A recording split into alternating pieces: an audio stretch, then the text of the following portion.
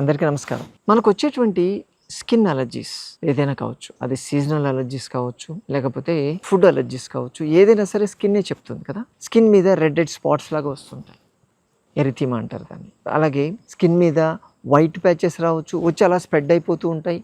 ఇలా రకరకాల, కొన్నిసార్లు అసలు ఎటువంటి దద్దులు లాంటివి ఏమీ రావు, కానీ స్కిన్ మాత్రం చాలా దురద పెడుతుంది. ఇది డ్రై స్కిన్ బేసికల్గా. ఇటువంటిప్పుడు ఏం చేస్తారు? యూజువల్గా మనం మాయిశ్చరైజర్స్ వాడడం ఇటువంటివి చేస్తూ ఉంటాం కదా. మాయిశ్చరైజర్స్ వాడితే మీ స్కిన్లో ఉన్నటువంటి హైడ్రేషన్ మెకానిజం పర్మనెంట్గా డ్యామేజ్ అవుతుంది. ఎందుకంటే ఎవరికో 100 రూపాయలు అవసరం ఉందని చెప్పి మనం ఇవ్వడానికి పోతే, మనం వెళ్ళేటప్పటికి వాడి చేతిలో 100 రూపాయలు పెట్టుకొని కూర్చున్నాడు అనుకోండి, మనం ఇస్తామా? ఇవ్వం కదా.